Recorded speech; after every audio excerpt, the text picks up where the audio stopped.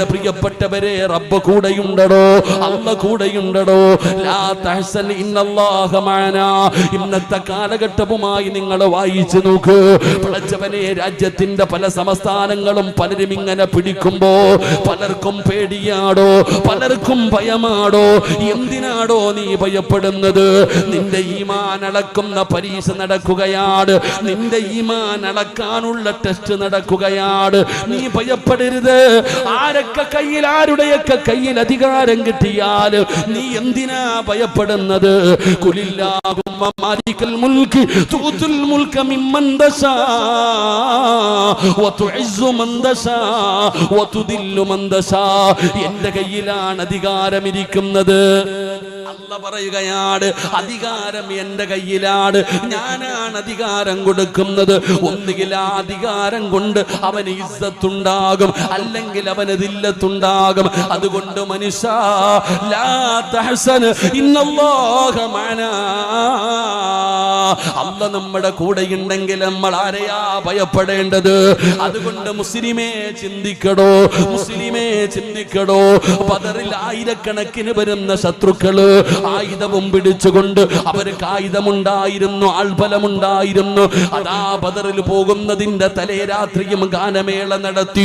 ഒട്ടകത്തെ അറുത്തു ചുട്ട് തിന്നെ കള്ളു കുടിച്ചിട്ടാ പോയത്. 313 സ്വഹാബത്ത് ഒട്ടിയ വയറും ഊര്യതാ ഒടിഞ്ഞ വാളും തുരുമ്പിച്ച പരിചയം ഒന്നുമില്ലായിരുന്നടോ. 1000-ഓളം വരുന്ന സൈന്യത്തിന്റെ മുമ്പിലേക്ക് 313 സ്വഹാബത്ത് ഇറങ്ങി പോകുമ്പോ ഒരു സഹാബി വന്നിട്ട് പറഞ്ഞു, നബിയേ, യാ റസൂലല്ലാഹ്, എന്റെ കയ്യിലൊന്നുമില്ല നബിയേ. വാളില്ല, പരിചയില്ല, കുന്തമില്ല. യുദ്ധത്തിന് പോവുകയാണ്. താഴെ കിടന്ന ഈന്തപ്പന മരത്തിന്റെ മടലെടുത്ത് കയ്യിൽ കൊടുത്തിട്ട് പറഞ്ഞു, പോകാറ്. അത് മതിയായിരുന്നടോ, അത് മതിയായിരുന്നടോ. അതുകൊണ്ട് ഇന്നത്തെ കാലഘട്ടവുമായി നിങ്ങളൊന്ന് ചിന്തിച്ചു നോക്ക്. അല്ലാഹുവിന്റെ വിശുദ്ധമായ ഖുർആനിലെ ഒരു സൂറത്ത് കേൾക്കുന്നവരാ. അലം തറ കൈഫ ഫഅല റബ്ബുക ബി അസ്ഹാബിൽ ഫീൽ ലം യജഅൽ കൈദഹും ഫീ തദ്ലീൽ വഅർസല അലൈഹിം ത്വയ്റൻ അബാബീൽ.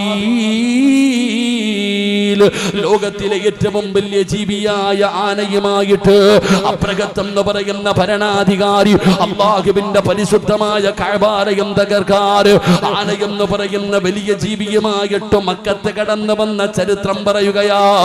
അല്ലാഹുവേ, തകർത്തത് കുരുവി എന്ന് പറയുന്ന ഏറ്റവും ചെറിയ കിളിയെ കൊണ്ടാ.